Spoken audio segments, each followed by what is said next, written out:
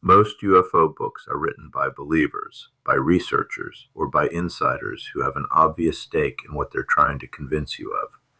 This one is different, and that difference is exactly why it might be the single most important book in this entire field published in the last 5 years. The author spent decades as an award-winning investigative journalist, building his entire career on testing claims and protecting sources, not on believing things. This is In Plain Sight by Ross Coulthart, and when I say award-winning, I mean it specifically. Coulthart is a 5-time Walkley Award winner, Australia's equivalent of the Pulitzer, earned across decades reporting for 9 network and 7 network current affairs programs on organized crime, war crimes, and government corruption, not UFOs. He didn't build a career on this subject and then start claiming credibility.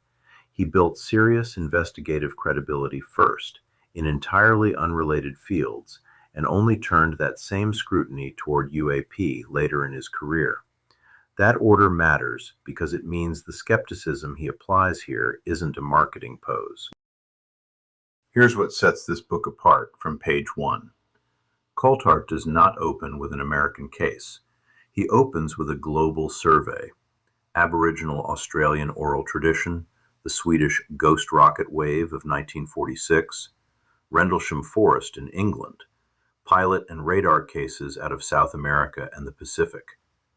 That's a deliberate structural choice, and it quietly answers the most common dismissal of this entire subject, that it's some kind of American cultural anxiety. It isn't. The pattern repeats across countries with no reason to coordinate their confusion, documented by governments who have nothing to gain from agreeing with each other. The book runs on 3 investigative tracks. First, suppression: how the CIA systematically discredited civilian research organizations, how classified retrieval programs operated outside normal oversight, how institutional denial across multiple administrations in multiple countries looks a lot more like managed concealment than genuine ignorance. Second, physical evidence: Roswell handled with real skepticism rather than credulity the USS Nimitz encounter reconstructed from primary source pilot interviews, and the Kaikoura Lights case, which Coulthart has natural proximity to as an Australian reporter. Third, witnesses: more named, on-record sources, held to professional journalistic standards than most comparable books manage. And through all of it, Coulthart's argument stays remarkably disciplined. He does not claim to know what these objects are. He argues, with documented evidence, that they're real, that no known human technology explains them, and that the suppression of serious inquiry into them has been a deliberate, sustained, institutional choice, not an accident of bureaucracy. Now, where does this book fall short? Because we don't do uncritical hype on this channel. Its most consequential claims lean heavily on anonymous sources. Coulthart's more transparent about this than most authors.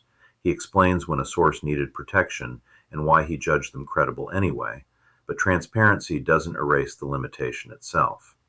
If you want a clean, fully verifiable chain from claim to document, some sections here will frustrate you, and that's simply because this subject sits precisely in the space where documentation has been classified or destroyed.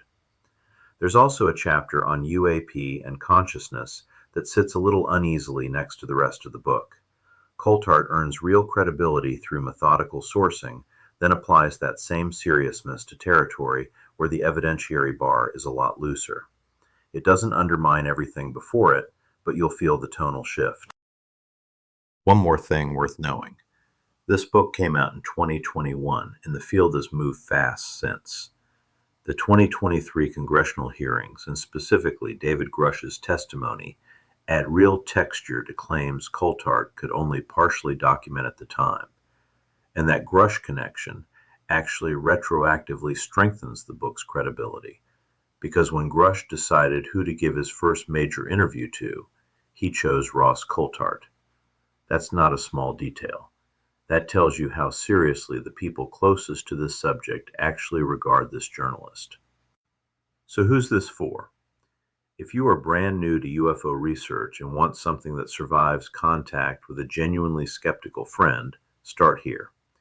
It doesn't require you to already believe anything, and it builds its case from the ground up with enough sourcing discipline that you can hand it to anyone without the usual caveats this genre normally needs. If you're already deep in the literature, it fills a specific gap. It's more rigorously sourced than Corso, more journalistically grounded than Pasulka, and more globally scoped than almost any American author covering this beat. 4.5 stars on our site. The most important UAP book of the 2020s. Start here.